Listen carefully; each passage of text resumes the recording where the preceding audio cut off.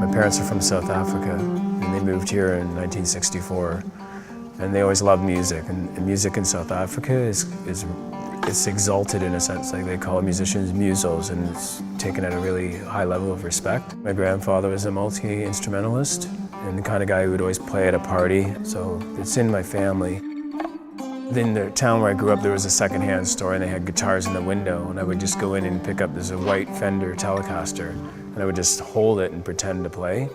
That was when I was 14, I got my first guitar, and really only started playing when I was 16. Started to take it seriously, I guess, when I was 30. I started a bit late in terms of trying to pursue music as a career, and I left my full-time employment when I was 40.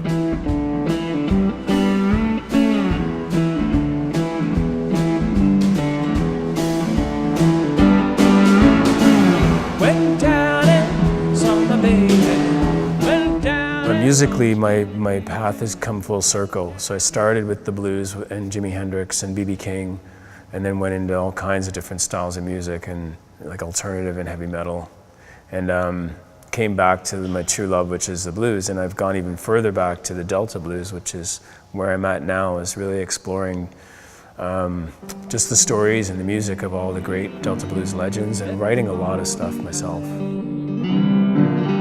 I don't mind if I can find right now.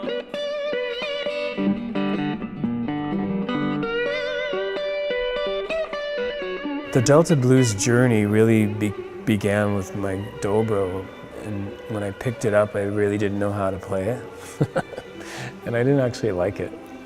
But I loved the sound and the smell of the wood. It drew me in, and then I just started playing with open tunings, and I got a slide and experimented till I found the right one.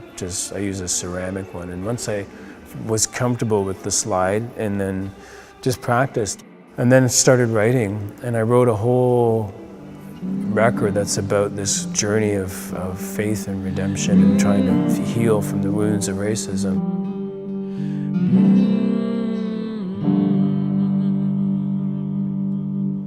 The origin of the blues is just people who've faced oppression, and my parents left South Africa because of apartheid.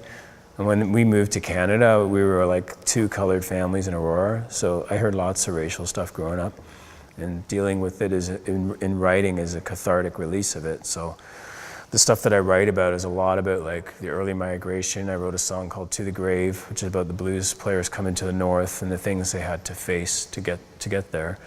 So a lot of the topical journey is about people overcoming oppression and just this racist ideology that still exists, which is perplexing to me and frustrating. So I'm hoping that this music will also educate people and make them think twice about what they say, because we're all human, right? She's been gone so long. Marley's come and gone. Marley, the one and only one. So I also perform in schools and do motivational speaking for youth, and work in the far north with Indigenous youth, doing songwriting. I do this when I speak to the kids in the school, like the words that you use that are hateful, never leave the person. Because they'll never leave me, but I have to learn to live with them and find a redemption and forgiveness for them, and I guess this is part of that journey. I feel like if people don't really fully understand the history of the world and the evolution of the species, they'll maintain these like racist beliefs that are passed on from family to family. I've done one live Delta Blues recording here at the Sharon Temple. The first live show here was special because we were recording a record and it was new and the whole music was new. But every year this show just gets bigger, and so it's pretty special. So I love this place. I want to have an opportunity to have this music heard on a wide level, even though it's not in the mainstream. So it's kind of ambitious, but I feel like it could heal and help people. So that's my goal, and I want to just play in larger venues and have more of an opportunity, I guess, for people to hear the music, you know. Well, I need to get off that dark train.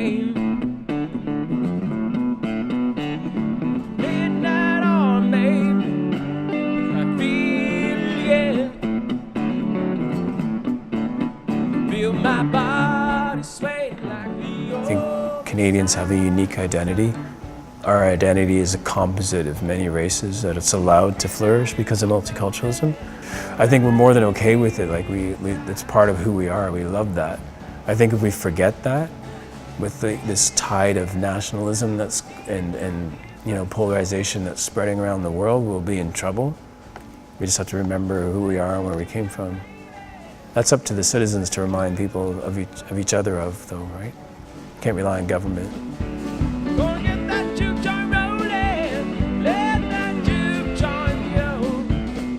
I think we're in a unique place here in Canada where we have those opportunities. We can't forget it though, because there is a displacement going on around the world. I think people should fear it. So you can't fall asleep at the wheel of truth, right? You have to keep fighting for it. Nobody knows how long you'll be here, so you might as well love every minute you can.